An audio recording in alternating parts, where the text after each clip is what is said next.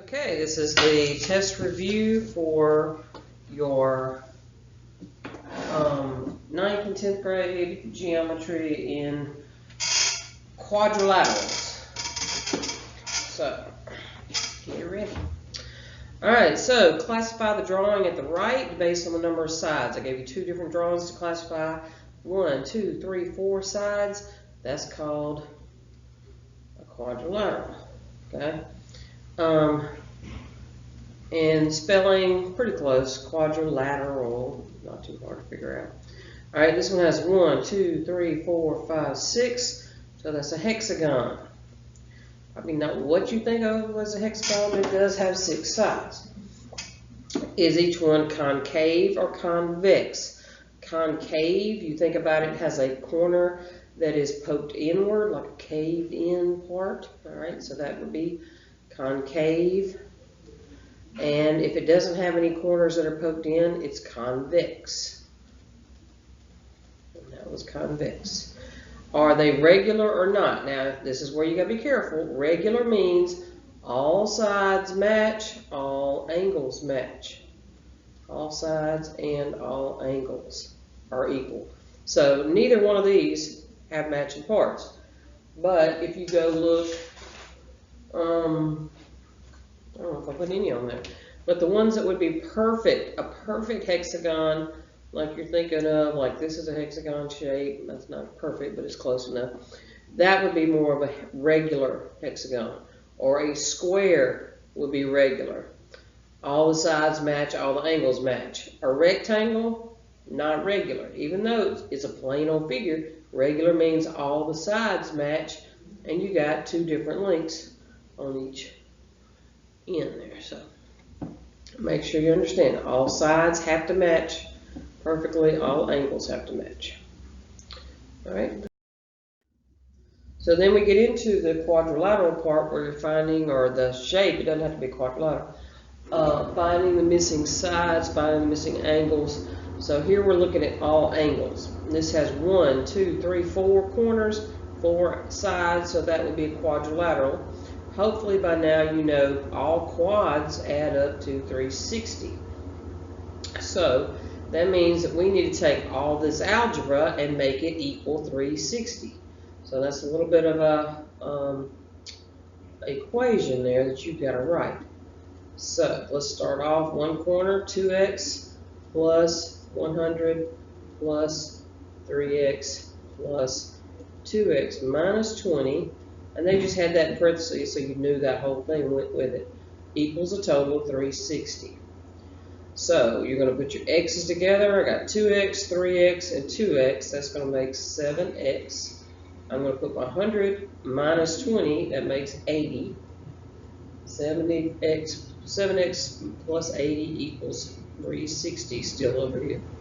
Just combine like terms. No opposites. We didn't do the opposite math. We didn't move it to the other side. When you're on the same side, you just put them together. So now the 80 needs to move to the other side. That's when you do the opposite. So 7x is going to be 280, and x goes into there 40 times. So, and that's all I'm going to make you find is x. I'm not going to make you plug it back in. The ACT might. They might make you say, how much is this angle? So that'd be 40 times 2. That'd be 80 for that angle. So I'm not going to make you do that. All right, number 5 is not a quadrilateral, so you have to think again. 1, 2, 3, 4, 5 sides. You need to think about that formula that we used in class. The number of sides n minus 2, all that done first, parentheses around it, times 180 will tell me what the total number of sides angles should add up to be, total degrees for that shape. So if I got 5 sides minus 2, that's 3 times 180, and that will make a total of 540. So that means all that algebra, or all these numbers, have to add up to 540. You can do it like we did the last problem and say, make a big long equation. X plus 95 plus 100 plus 30 plus 250 equals the total of 540. 540 because it's got 5 sides. And do it like that, or you could add all these up and then subtract it. Either way, x ends up being 65 in the end. 540 minus each one of these will leave you with 65 left over. Alright, number 7. Find the measure of the exterior angle, one outside angle of a regular heptagon. So I didn't draw it for you. You don't really need to draw it. Exterior always has the same number of degrees, 360. How many pieces are we cutting this into? It's a regular hexagon, so that means it's equal pieces. I can divide it, since it's regular, and heptagon is 7. So 360 divided by 7 makes 51.4 degrees. Okay. Number 6, you've got your exteriors again. Once again, the exteriors add up to be 360. You could just subtract the ones, except for this 80. 80's on the interior. I need the exteriors. Exteriors make 360, so real easy fix right there. Supplementary, I need 100 right there. Don't forget your basics. All right, so now I can just subtract 89, 100, and the 75. So left over for x would be 96. You could write a long equation if you wanted to, but it's really just saying what's left over for the x. All right. Next, we do have a parallelogram drawing. Let's see. Oh, got left off maybe. Can't go back. So you got one, number 7, I think, is on your paper. It says find the measure. No, 8. Find the parallelogram. AB is 8, BC is 4. How long is AD? So let's draw it. If it says ABCD, parallelogram, ABCD, remember it's got to go in a circular order. ABC, right here, D. You can't put the C, then the D. ABCD, circular order. And then AB is 8, and BC is 4. How long is AD? So that's an easy one. It's just to see if you know how to draw the parts. So X would be 4 to match the opposite side. Parallelograms have matching parts. Alright, so now on to number 9 through 11, finding the missing angles. Remember that the opposite corners on all parallelograms and all their children match. So opposite corner, they'll match, except they flip because of alternate interior. 50 here and 30 here. Easy match. Same thing with the 25. It'll match up there next to the X. It's not going to be in the same position. 25 flips, alternate interior right there, right there. So now we've got to figure out what X is, and the Y, of course. Y, you could do, here's a triangle up top, and you could do this triangle and say that needs to make 180. And right now, I've got 25 and 30. So what's left over? 125. So angle Y would be 125 right up in there. And you can go put those numbers on there. Then you can go back and say, here's 125. You could do a supplementary right here, right by Y. 125 and 180, make 180. That would be 55. And now X is in this triangle right here.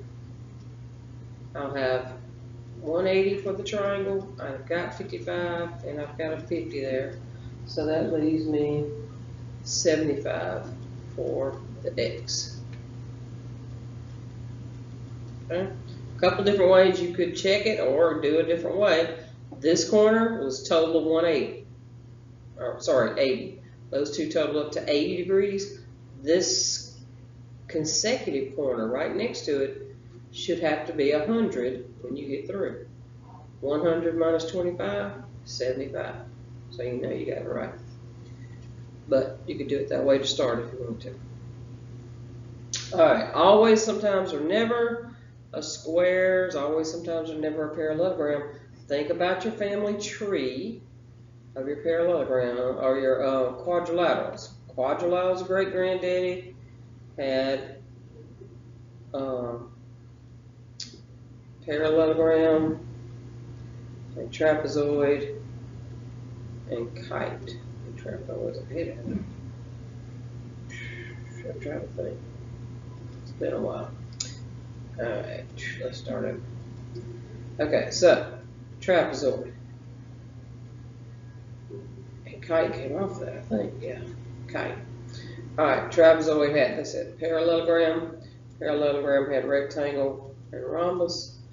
And rectangle and rhombus got together, had the square-headed baby. Okay, so when you're thinking about it, if it goes down the family tree, the granddaddy's looking down at his children. Is it always, sometimes, or never? Sometimes it's his kids, sometimes it's that kid, sometimes. When he's looking down at his children, sometimes it's you, sometimes it's somebody else. So down is a sometimes.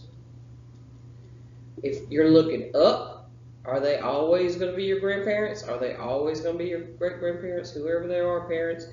Up is always. You are always going to have their DNA in you. And then the only one you'll see never is if you try to relate any of them to the kite. Trapezoid is never a kite. Parallelogram, never a kite. A quadrilateral could sometimes be a kite. That's like his child. So he's looking down there sometimes. And kite is always a quadrilateral. But other than that, those are the nevers going over that way. So a square is a parallelogram. Square going up to the parallelogram, that will be always. So be able to do one or two of those.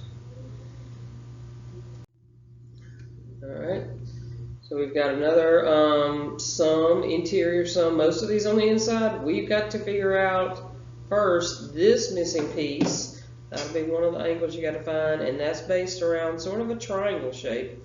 I'm sorry, a circle shape. That will be the rest of the circle coming on around, and a circle is worth 360. You've already got 150, so when you subtract that, you're going to get 210.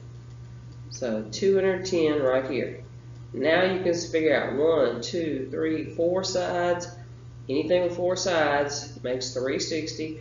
Subtract your 40, not the 150, we're through with it. Subtract the 210, subtract the 30, and you'll be left with 80.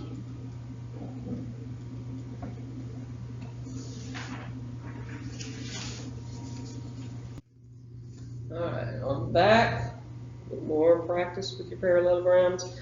Opposite angles match. So these two are opposite. They should be equal. So that means there's your equation right there. 5x plus 10 should equal 10x minus 20. It's algebra. Do the math. Alright, so getting your x's together, minus 5x. You're left with 5x. Get a little cramped here. Move your 20, plus 20, plus 20. You're left with 30. So 5 goes into 30 6 times. The x will be 6. Then you got to go back and plug it in to figure out what the angle y is. If x is 6, I can plug it in right up here at the top. 5 times 6, that'd be 30, plus 10, that would be 40. You want to check it? Plug it in the other one. 6 times 10, that's 60, minus 20, that'd be 40. They're supposed to be equal, right? Oh, okay, they are equal, yay. Alright, so how do we figure out y? Y is going to match the opposite, but we don't have that, but it is also supplementary to its neighbor. So if I got 40 in this corner, then supplementary would be 140. 180 minus 40, supplementary. Gives you 140 for angle y. And they're not drawn the correct way, of course. Alright, next you have a rhombus. All 4 sides match. 1, 2, 3, 4. So on a rhombus, that's the easy one that gets a right angle in the middle, automatic. All the corner angles are bisected. So you get 20 and 20. You get that match. You hadn't had that before with rectangles and parallelogram. 20 and 20 over here. Opposites still match. And then that's an easy fix for your triangle. You've got right angles in every corner. So D is 90, but if you want to define B, you can use that C 20 and B would end up being 70. That triangle makes 180. I need 180. I already got 20 and I already got 90. Subtract them, you'll get 70. Alright, next we have 19. And 19 has a trapezoid. Trapezoids, top and the bottom are parallel. You just go by the looks on this one. So side by side, just like up here, we're going to make 180 for those. So 180 minus 100, you get 80. Right, just knowing which one to match. It does not have opposites matching unless it's isosceles. Okay. Over here on 20, it is isosceles. I got 5 matching 5, so I know it's going to have that match. I'm looking for the bottom length, the bottom base down here. I know it's going to at least be 8. That 8, see the rectangle? The 8 will come down, and this piece right inside the rectangle would be 8. But I got to figure out a little bit extra right here to add on for both sides. Okay, yours is kind of, mine's covered up right there, but you get the idea. All right, so right here, this is an old problem right here. It's a right triangle. It's got 5 and 3, and you're trying to find that bottom piece. So, Pythagorean theorem, leg squared plus leg squared equals hypotenuse squared. And that will work out to be 4. So you're going to have 4 right there, and you'll have 4 on the other end as well. Don't forget about it. So 4, 4, and 8, total bottom piece is 16. Is it always going to be double the top? No, that just happened to work out that way because of the numbers I chose to put in there. But it does not always end up being half. It was going to be bigger, but you didn't know how much bigger. It could have ended up being 2 and 2 if I put different numbers on the triangle. All right, then you've got a question, word problem. The trapezoid has a base of 10 and a median of 15. So you might want to draw it. It doesn't have to be perfect. The base is 10, the median is 15. What's the other base? That's that piece up there. The formula was base plus base divided by 2 gives you the median. So we got one base, 10. We don't have the other base, so we'll leave that a B. Over 2 equals the median, 15. Now, you can work this out. Multiply times 2. Cancels over here. Times 2, you get 30. So 10 plus B equals 30, and move your 10, so B is 20. Most people like to say, what's the difference between 15 and 10? 5. So if you go up another 5, you're going to get 20 up here. So if you want to do it that way, you can, but just make sure you're taking your time and looking at it carefully.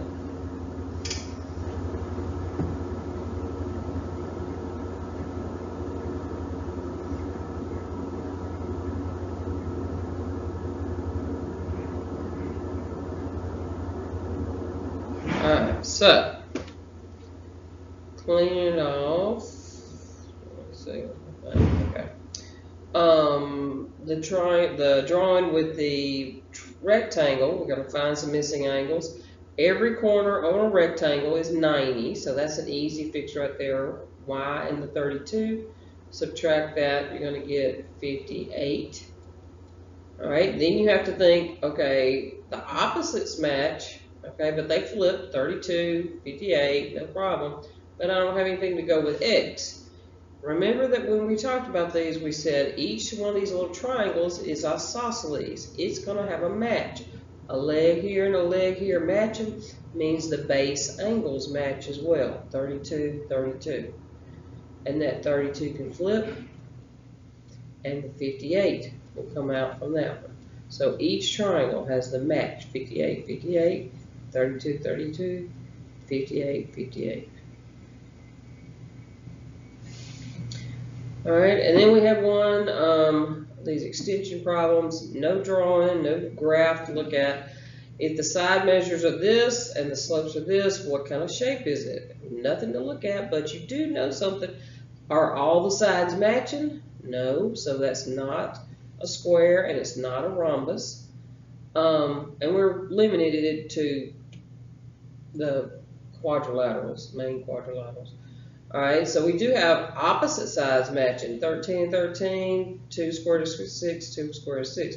So that's either a parallelogram or a rectangle. We don't know which one just yet. All right, so we need to know what's the difference. This one has right angles, this one doesn't. So are these slopes going to be right angles?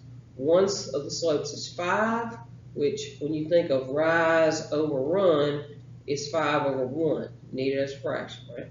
And the other slope is negative 1 over 5. So when I look at these two slopes, it looks like it flipped and it changed the sign. So when that happens, they are called perpendicular slopes or 90-degree slopes, or that means every one of these corners is 90 degrees, so this is a rectangle. Just for the fact that it has those slopes and the matching sides the way it does.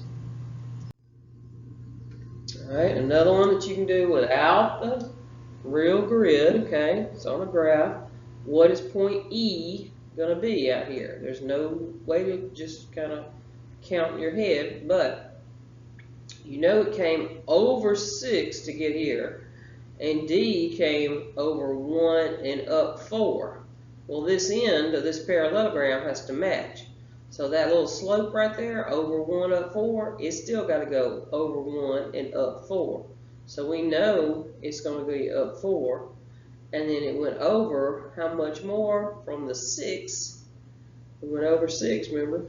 So one more, that makes it 7, 4. So it has to copy whatever's over here, copy it over here. That slope has to match. So if it came over another 1 and 4, then it'll be 1 more than 6 and 4 more than that. All right, good luck.